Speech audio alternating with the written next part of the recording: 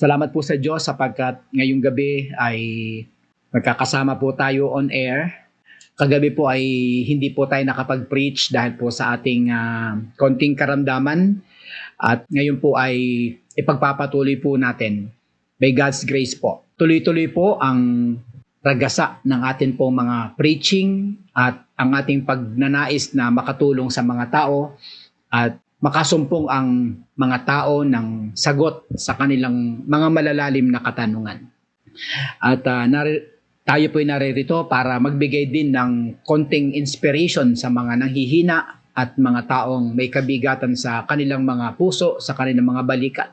At wala po tayong gustong wala tayong gustong i-offer kundi ang absolute at ang final Savior of the world, at yan ay walang iba kundi ang ating Panginoon.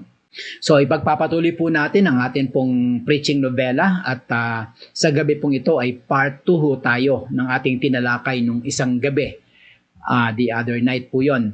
So ang atin pong naging discussion last time ay Acts chapter 3, di po ba, verses 17 to 23. Okay, nais ko lang basahin ito mga kapatid at sundan niyo po ako para lang mabigyan kayo ng konting ma-refresh po tayo. Parang reboot po. Sabi dito, "Now, fellow Israelites," sabi ni Peter sa kanyang mga kababayan, "I know that you acted in ignorance as did your leaders. But this is how God fulfilled what He had foretold through all the prophets, saying that His Messiah would suffer. Repent then, and then turn to God, and so that your sins may be wiped out, the times of refreshing may come from the Lord, and that He may send the Messiah who has been appointed to you, even Jesus. Heaven must receive Him until the time comes for God to restore everything, as He promised long ago through His holy prophets. For Moses said, 'The Lord your God will raise up for you a prophet like me from among your own people, and you must listen to everything He tells you. Anyone who does not listen to Him will completely cut off from their people.'" Kung inyo pong matatandaan mga kapatiran, ang atin pong tinalakay 2 nights ago, pinamagatan ko po na bullseye, repentance is a must. Ipinakita ko po sa inyo 2 nights ago na talagang ang pagsisisi ay hindi po option. Okay, ito po ay kailangang daanan ng isang taong papunta sa langit. Ayan po. Kung talagang, naniniwala po tayo sa election, di po ba? Pero ang tunay na elected by God before the foundation of the earth ay talagang dadaan po sa istasyon ng pagsisisi. Hindi po option, walang taong pupunta sa langit na hindi po nakaranas ng tinatawag na repentance. Okay po, ipinakita ko sa inyo 2 nights ago ang katotohanan ito na ang pagsisisi talaga ay kailangan. Sa verse 17, sinabi ko po doon ang puntong ito, ignorance is not a good excuse. Talagang repentance is a must. Kahit na sabihin ikaw ay hindi mo alam, ignorante ka, okay, kailangan mo talaga magsisi. Okay? Yan po ay magandang katotohanan. So, hindi po pwedeng sasabihin mo ikaw ay hindi nakapag-aral ng Bible, ganyan, hindi ka nakasimba, o kung ano-ano pang kadahilanan, hindi po pwede. Talagang dadaan ka dun sa istasyon ng pagsisisi. At ang pagsisisi nga pala ay nililiwanag natin, ang ibig sabihin ay turn to God. Para bang sabi diyan ay repent and turn to God. Ibig sabihin matapos yung pag ikaw ay nagsisi, ikaw ay nagkaroon ng sorrow for sin, yun po ay hindi sapat kung hindi ka naman babalik sa Diyos. Yun po. Pangalawang sagot natin, His prophesied death cannot be used as an alibi. Repentance is a must. Ang sabi ko naman dito, ang punto ko dito, kahit na inihula pa na talagang si Kristo ay mamamatay at papatayin, hindi po pwedeng gamitin natin yung alibi. Kasi halimbawa sa context po ng mga fellow Israelites, sila po ang pumatay kay Jesus Christ . At yun po ay naka-prophesied na sila talaga ang papatay. So kahit na yun ay naka-prophesied na sila ang magpapatay humanly, mga kapatid, kailangan pa rin talaga nilang magsisi. Para bang ganito mga kapatid, kahit na naka-design o nakatakda na tayo ay magkasala ng example, pagsisinungaling, dapat ka talagang magsisi. Hindi mo pwedeng sabihin na ay nakatakda ng magsinungaling ako, why will I repent? Okay, so repentance pa rin mga kapatid. Number 3, though Jesus is in heaven and taking time, repentance is a must. Maraming nagsasabi na si Kristo ay pabalik na, pero mukhang nagtatagal-tagal pa siya. Yun po ang sabi ng Bible, hindi yun pagpapakita ng slowness, yun ay pagpapakita ng patience. So mga kapatid, wag nating sabihin na ay matagal pa siya, hindi mo na ako magsisisi. Papaano nga kung mamayang gabi naman mamatay ka na? So talagang wala ka pa ring lusot, kaya nga repentance is a must.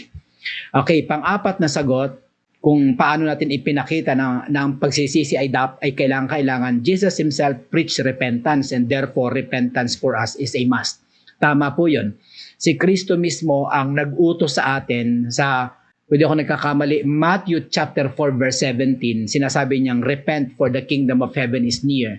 So talagang mismo ang ating Panginoong Hesus ay nangaral ng pagsisisi. Kaya kung si Kristo mismo ay nangaral ng pagsisisi, wala tayong option. Talagang nandun tayo sa loob ng bakuran ng pagsisisi. So, mahalaga po ito mga kapatid. So, yan, nag-review lang tayo at pupunta na tayo sa pinaka-mensahe natin ngayong gabi. Parang, ang gagawin ko ngayong gabi mga kapatid, sa aking part 2, gagawin lang nating parang foundation yung ang Acts chapter 3 verses 17 to 23. Pero mula dito sa Acts na to, tayo po ay tutungo sa Luke chapter 15 verse 17 to 24 kasi ibabahagi ko po sa inyo ngayong gabi yung 5 hours of real repentance. Okay, basahin ko po mga kapatid. Tatandaan po natin itong Lucas chapter 15, may kinalaman po ito sa parable of the lost son or parable of the prodigal son. At alam ko marami sa atin ang pamilyar dito. Ang sabi po ng Bible, when he came to his senses, okay, ito po yung panahon na ito pong prodigal son ay hirap na po siya. Remember, ang kwento po ay hiningi niya na sa tatay niya ang kanyang mana, yung legacy sa kanya o heritage ba yon? So yun mga kapatid, yung pamana sa kanya. Buhay pa yung papa niya, hiningi na niya yung kanyang pamana kasi gusto niya nang lumayas at magbuhay mayaman at magpakasarap. Dumating yung panahon na naubos ng lahat ng pera at ito na po yung nangyari. Verse 17, when he came to his senses, he said, how many of my father's hired servants have food to spare? And here I am starving to death. So sabi sa verse 18, I will set out and go back to my father and say to him, Father, I have sinned against heaven and against you. I am no longer worthy to be called your son. Make me like one of your hired servants. So he got up and went to his father. But while he was still a long way off, his father saw him and was filled with compassion for him. He ran to his son, threw his arms around him and kissed him. The son said to him, Father, I have sinned against heaven and against you. I am no longer worthy to be called your son. But the father said to his servants, quick, bring the best robe and put it on him. Put a ring on his finger and sandals on his feet. Bring the fattened calf and kill it. Let's have a feast and celebrate. For this son of mine was dead and is alive again. He was lost and is found. So they began to celebrate. So mga kapatiran, ito pong binabasa natin ay ulitin ko po, ito'y parabola ng the prodigal son or the parable of the lost son. At ibabahagi ko po sa inyo mga kapatiran sa gabing ito yung 5 R ng tunay na pagsisisi. Unang-unang R mga kapatid ay ang salitang reflection. Kapag sinabi nating reflection, ito po yung nagnilay-nilay na po siya, ano ang nangyayari sa akin, yun ang sinasabi niya, at Talagang bumabalik na siya sa katinuan. Parang kapag sinabing reflection, parang parang nasasalamin na niya ang kanyang sarili. Yan po'y makikita natin sa talatang 17. Ang sabi ron, when he came to his senses, ayan, parang bumalik na siya sa kanyang katinuan o nawala na yung pagkalasing. At ang sabi niya rito, he said, "How many of my father's hired servants have food to spare?" Ang aking tatay maraming alipin at maraming pagkain. And here I am, starving to death. At narito ako, gutom na gutom. So yan po ang unang hakbang o unang baitang sa hagdan ng pagsisisi. Ang tinatawag po nating reflection.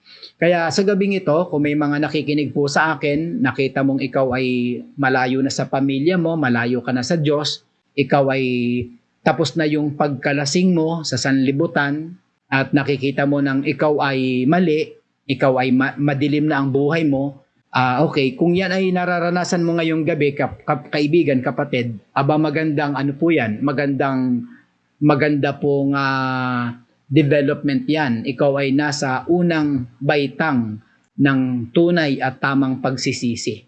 So nandun yung pag-amin, okay? Nandun yung paghihinayang. Ayan po mga kapatid ang reflection. Maaalala mo yung dati mong kalagayan, tapos ngayon ayan ka, nasa madilim ka, o kaya baka ang iba sa inyo yung naging addict, o kaya ang iba sa inyo ay naging ikaw ngayon ay may sakit ng malala, o ikaw ngayon ay baka hinahabol ka ng batas, o ikaw ay walang kapayapaan na parang lagi mong lahat ng nakikita mo'y takot ka, kaluskos ng daga, natatakot ka. Kaibigan, kung nandyan ka na sa punto na yan, congratulations, ituloy mo lang. Pangalawa mga kapatid, ang salitang resolution, verse 18. Yung pong prodigal son ay hindi lang nag-reflect, hindi niya lang nakita ang kanyang pagkakamali. Kapag sinabi nating resolution, decision po ang ibig sabihin niyan. At ang sabi po mga kapatid ng verse 18, I will set out, ako ay aalis o ako ay tatayo and go back to my father and say to him, Father, I have sinned against heaven and against you. So, yun na po mga kapatid, makikita na po natin na matapos ng kanyang malalim na reflection, nagkaroon po siya ng resolution. Kagaya na sinasabi ko kanina, kaibigan, kung ikaw ay down, ikaw ay nasa dilim, ikaw ay bagsak, ikaw ay pighati, ikaw ay may sakit, hinahabol ka ng batas, wala kang katahimikan, puno ka ng takot, kaibigan, habang naririnig mo ang boses na ito, pwede kang magkaroon ng pagpapasya. Kung nakita mong mali, bakit ka magpapatuloy? Kung nakita mong ikaw ay naliligaw, bakit ka magtutuloy? So kaibigan, ngayong gabi kinakausap ka ng Diyos. Kung ikaw ay nasa resolution na at ikaw ay nagdesisyon na, congratulations. Kasi po, yan ay hindi dumarating sa maraming tao. So kaibigan, congratulations for that. Kaya lang, hindi lang resolution at decision ang ginawa ng prodigal son. Verse 20, ang sabi po dun ay return. Ang sabi ng 20, so he got up. So tumayo siya. Okay? Tumayo siya and went to his father. And while he was still a long way off, his father saw him and was filled with compassion for him, and he ran for his son, threw his arms around him and kissed him. So yan po yung pangatlo. Ano yung una? Nagkaroon siya ng reflection, nagbulay-bulay siya. Okay? Pangalawa, nagdesisyon siya. Pero makikita natin, hindi lang siya nagdesisyon, sinamahan niya ng gawa ang kanyang desisyon. Hindi lang sa bibig, hindi lang sa isip. Talagang tumayo siya. Nilayuan niya ang piggery.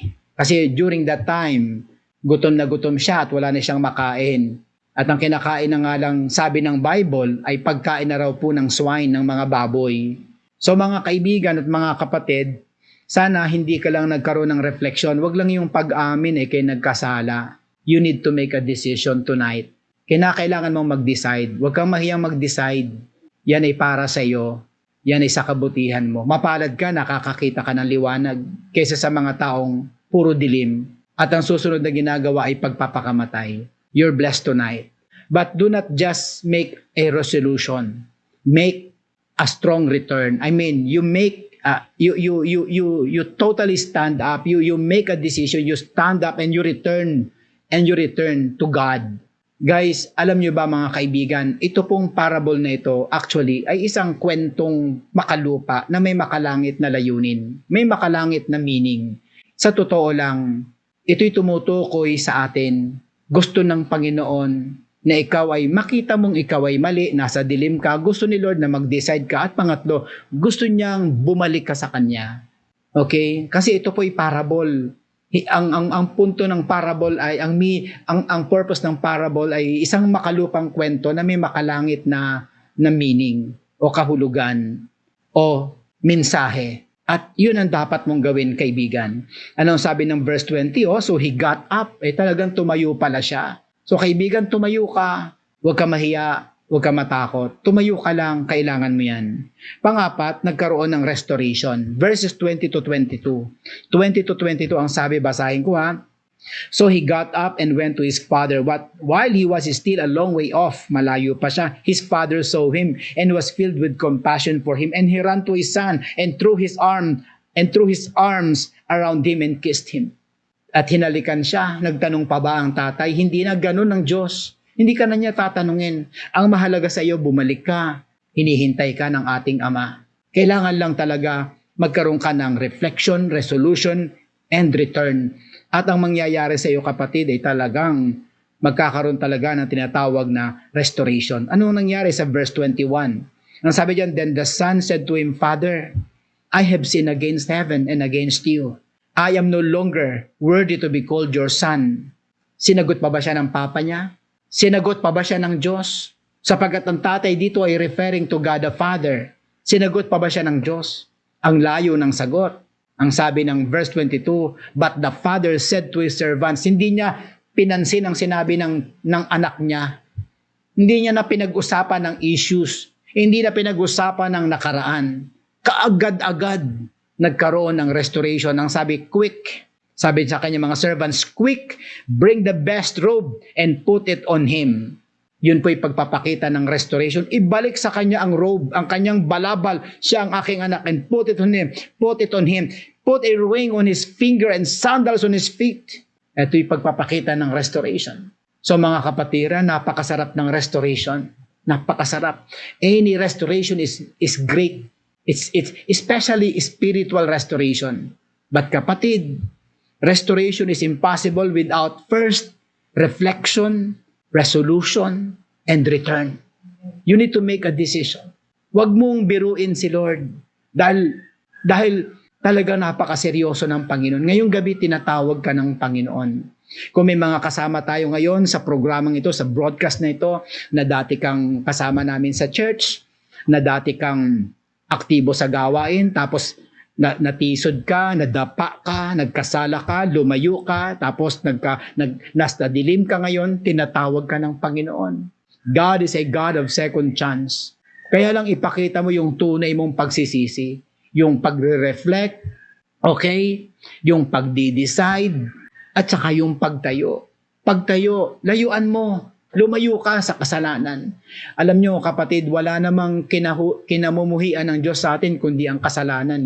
Namumuhi ang Diyos sa atin hindi dahil wala tayong education, hindi dahil wala tayong pinag-aralan, hindi dahil ang bahay natin ay kubo, hindi dahil lang sapatos natin ay sira.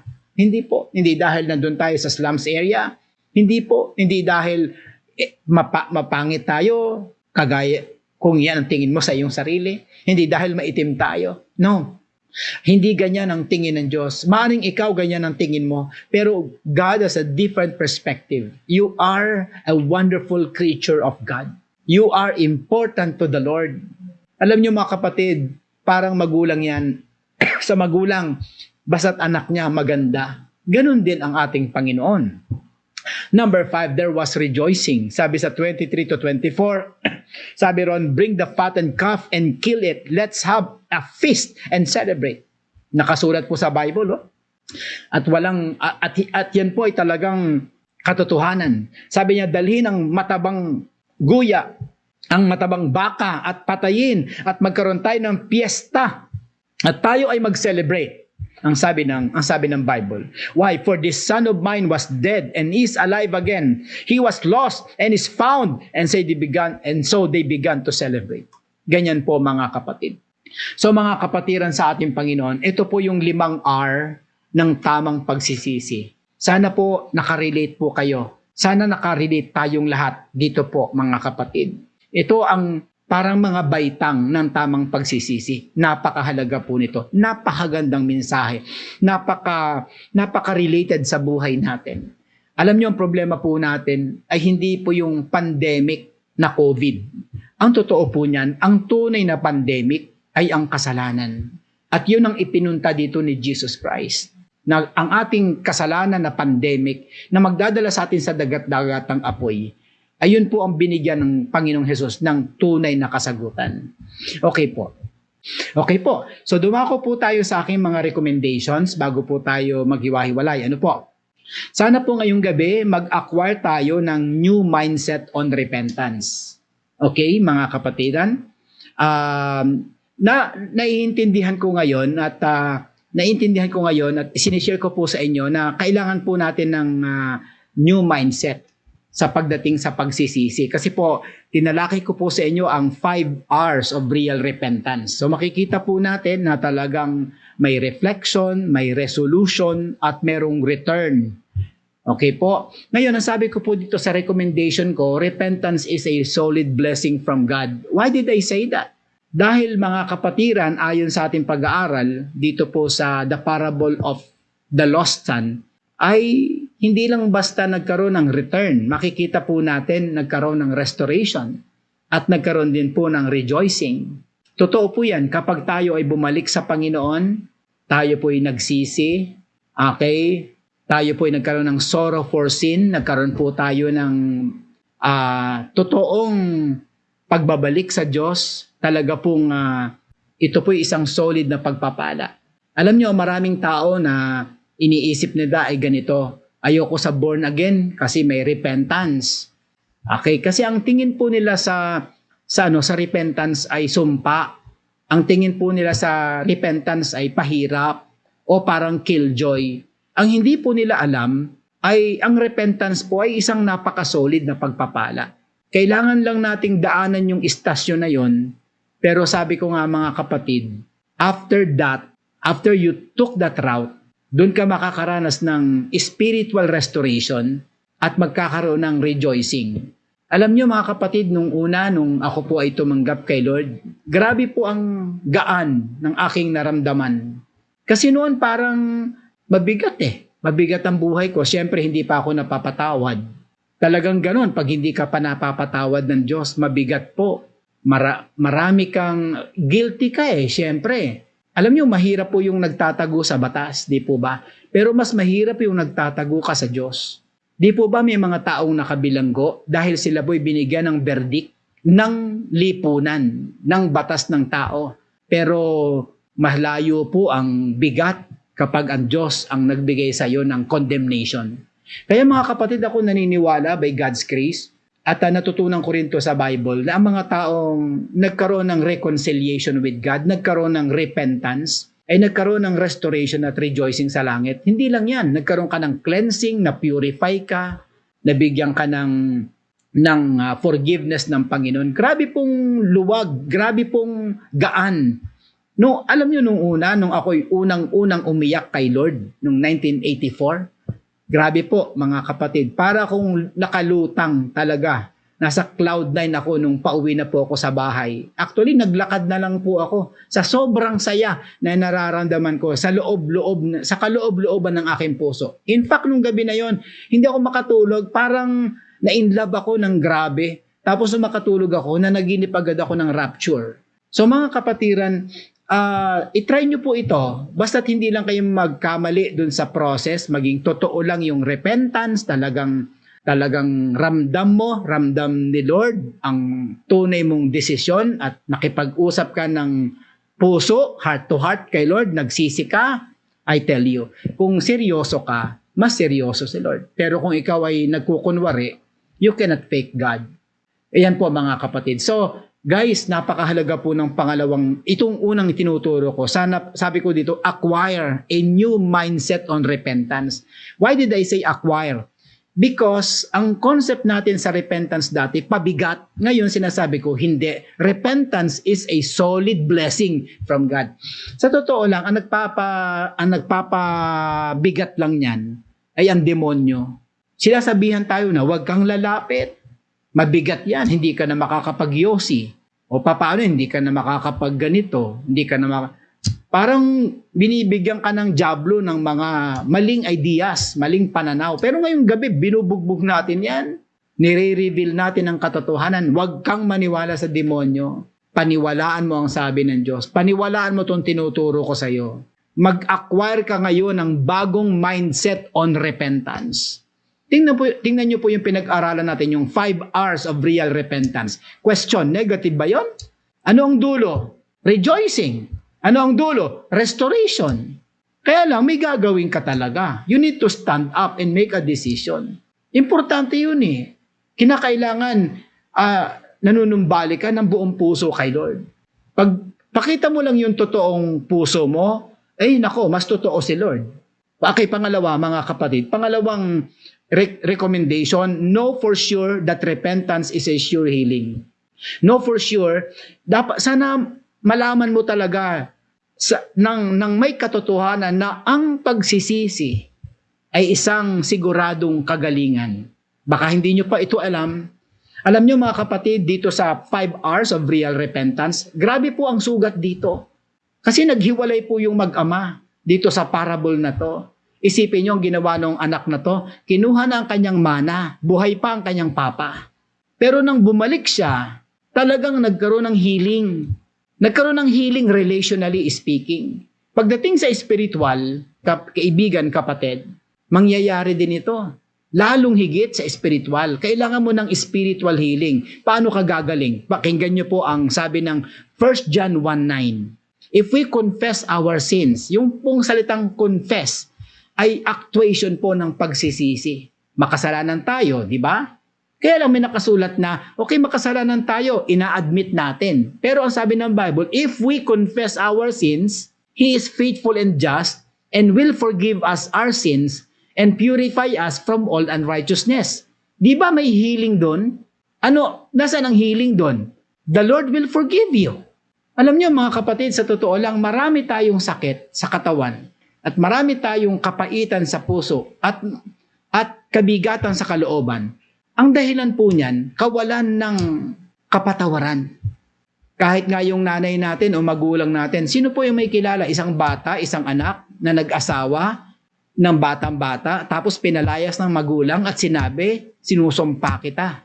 Napakabigat po nun. Napakabigat po nun. Kaya ang mga bata dapat hinihingi ang blessing ng kanilang mga magulang. Ngayon mga kapatid, tao lang yan yung nagbigay sa iyo ng sumpa.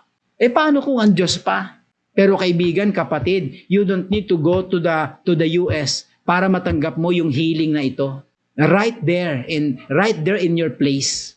Kung ikay nakikinig ngayon sa akin, nasa kwarto ka, nasa opisina, nasa restaurant, nasa sala, nandyan ka sa lamesa nyo, naririnig mo ko, kaibigan, baka ito ang solusyon mo. Remember, sinabi ko sa inyo kanina sa aking pagsisimula, tayo po'y naparito para tumulong sa mga taong makasumpong ng sagot sa mga malalalim nilang katanungan. Malay nyo ngayong gabi, ito ang sagot sa inyong maraming mga tanong. Bakit ka nahihirapan? Bakit malungkot ka? Bakit depressed ka? Bakit lonely ka? Bakit malalim ang iyong sadness? Bakit gusto mo magpakamatay? Dahil walang meaning. Kasi kaibigan, may sakit ka. Baka meron kang spiritual cancer sa puso mo, sa buhay mo. Napakasimple ng sinabi ng Bible, if conditional, if we confess our sins, He is faithful and just. Ang sabi po ng Biblia, if we confess. Alam nyo mga kapatid, minsan, ang malalalim nating mga problema, sinasagot lang ng mga madadaling aksyon kagaya nito. Kaliwa-liwanag, if we confess, i-confess mo yung kasalanan mo. Siya'y tapat at banal na magpapatawad sa ating mga kasalanan. Kasi mga kaibigan, maraming problema tayo. Pero ang pinag-uugatan po niyan ay ang ating kasalanan. Kaya nga, if we confess our sins, andyan yung healing. lumundag tayo sa isa pang talata na magbibigay sa atin ng healing. James 5:16. Ang sabi doon, therefore, confess your sins. Ayan na naman, repentance na naman yan. Confess your sins to each other and pray for each other so that you may be healed. Okay? I-confess mo ang iyong kasalanan sa bawat isa at manalangin kay sa bawat isa at kay magkakaroon ng healing. So mga kapatid, yung word na confess, parang napaka-powerful na word. Confess. Magsisisi ka. Iko-confess mo kung sino ka. Kaya nga ang mga inaakay natin kay Lord, lagi nating sinasabi, confess your sins to the Lord. Kasi importante ang confession. Tingnan nyo sa PhilHealth kanina, kahapon, nung isang araw, pag nanonood tayo, ang dami doon na paligoy-ligoy, ligoy-ligoy. Nagagalit na si Marcoleta. Ano ba? Oo lang o hindi. Ginawa mo to o hindi. Confess! Pero maraming alibis, kaya nagagalit po ang komite. Ganon din ngayong gabi. Huwag ka nang magpaligoy-ligoy pa. Anyway, kahit magpaligoy-ligoy ka, kilala ka ng Diyos. Wala kang maililihim. Kaya nang sa paligoy-ligoy mo, lalo kang lumalayo sa pagpapala. Madaliin mo. Maraming sorpresa si Lord sa iyo. Guys, repentance is a solid blessing from God. Repentance is a sure healing. Huwag mong maliitin yan. Mga kapatiran, the last but not the least, repent for being a double-minded Christian. Huwag ka nang magdoble-doble. Kung may mga Kristiyano tayo ngayong kasama na double-minded pa, hindi na yan tama. Tonight, make a decision. Alam nyo, sabi ng Bible, pakinggan nyo po ito, James 1:6, but when you ask, you must believe and not doubt, because the one who doubts is like a wave of the sea, blown and tossed by the wind. That person should not expect to receive anything from the Lord. That person should not expect to receive anything from the Lord. Such person is double-minded and unstable in all they do. So ngayong gabi, kaibigan, huwag ka na magdalawang isip. Ang point ko'y ganito, magsisi ka, bumalik ka, magkaroon ka ng reflection, tapos punta sa sunod na baitang resolution, sumunod na baitang return, punta ka sa sunod na baitang restore, and then rejoicing. Ito po ang ating mensahe ngayong gabi. Sana po mga kapatid, magtanong tayo sa ating sarili, tama ba ang aking naririnig? Yes, tama ang iyong naririnig.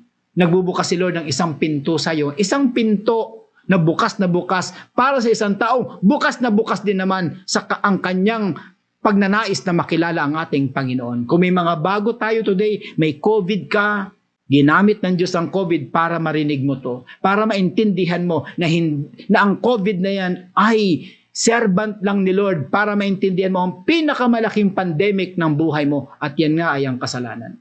Hindi ka pupunta sa impyerno dahil sa COVID, pero ang kasalanan, dadaling ka niyan sa dagat-dagatang apoy.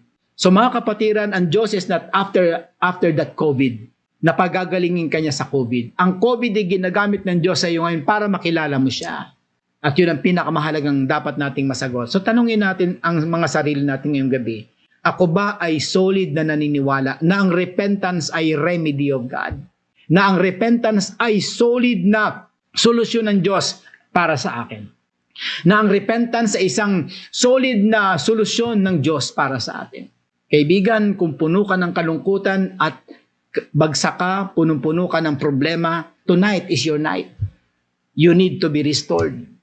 You want restoration, spiritual restoration. Kaibigan, kapatid, Jesus is the answer. Jesus said, come to me and I will give you rest. Sure po yun, kaibigan. Try mo. Subukan mong lumapit ng totoong-totoo. Wala akong nakitang tao, kahit isa. I'm 54 years old. Isang tao nakakilala kay Jesus Christ na nagsisi. Walang ganon. There is none. There is none sa milyon na nakakilala kay Jesus Christ. Tayo po'y manalangin. Heavenly Father, thank you so much for tonight, for this wonderful opportunity to listen to your words.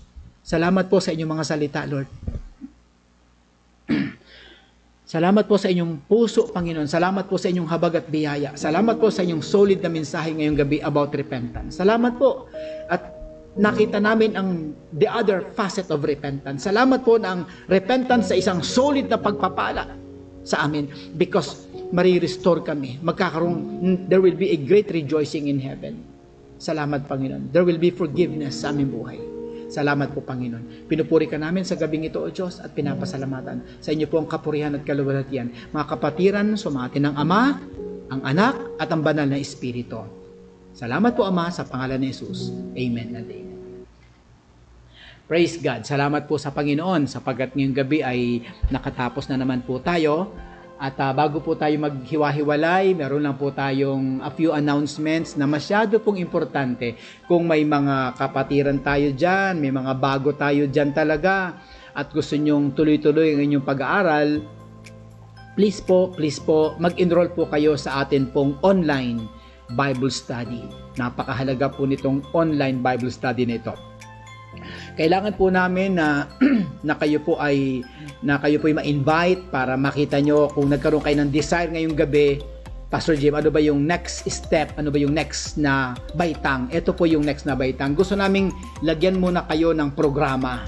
Kumbaga, kapatid, pag preschool ka muna, turuan mo namin kayo ng evangelistic Bible study. Mahalaga po ito. Masyadong importante po ito. So, kapatid, paki-press mo lang yung link para makita mo yung enrollment form natin online. Kayo na ang magawa and then submit it to us. Kung ayaw nyo naman, there's another way. Please contact Sister Aiza at saka po si Sister Charlene Anyonnuevo. And then, sila po yung ating pong online registrar. Pakikausap lang. Mababait po yan at willing yan na kayo po'y paglingkuran. Ang ating pong online Bible study at registration ay free of charge. Wala po itong bayad, walang kabayad-bayad. Ito po ay labor of love. Mahal po namin kayo kay Lord at ito po ang pwede lang namin ibigay sa inyong napakaganda.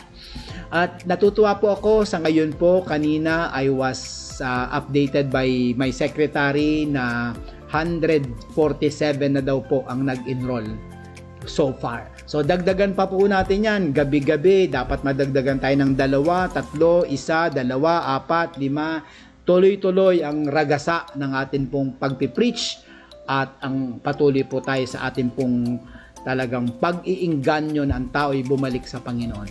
Sa araw na ito ay meron po tayong 2 bagong uploaded na devotions ko po na ginawa. At ito po yung ang pamagat po ay Espiya. Nung isang araw pa po ito pero hindi pa po ito nailagay sa YouTube kasi hindi pa po na-edit ni Oliver. Pero ngayon po ay edited na po yan. At kanina yung bagong-bago lang, mainit-init pa po, one step at a time. Napakaganda po niyan. Please devour the spiritual food. Sa panahon na ito, kapag nagutom ka pa spiritually, wala na po akong masabi.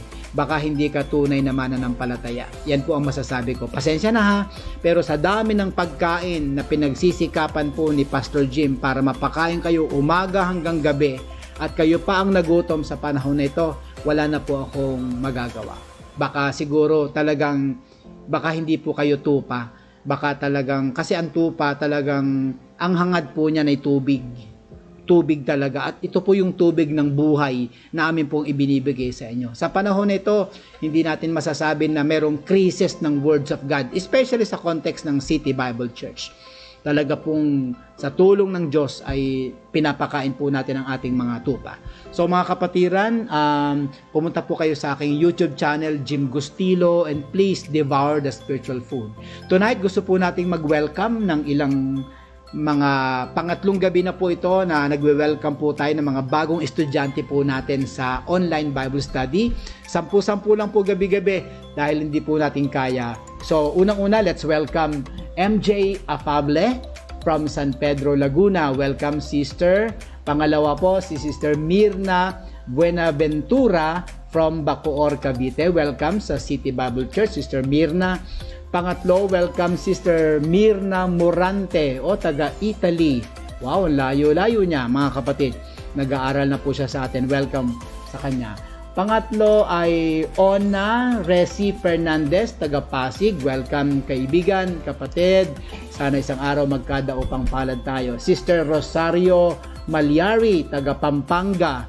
Ito po ay babayan natin ni Sister taga Pampanga. Next is Sheila Jean Jermea, taga Coronadal City, Mindanao. Okay po.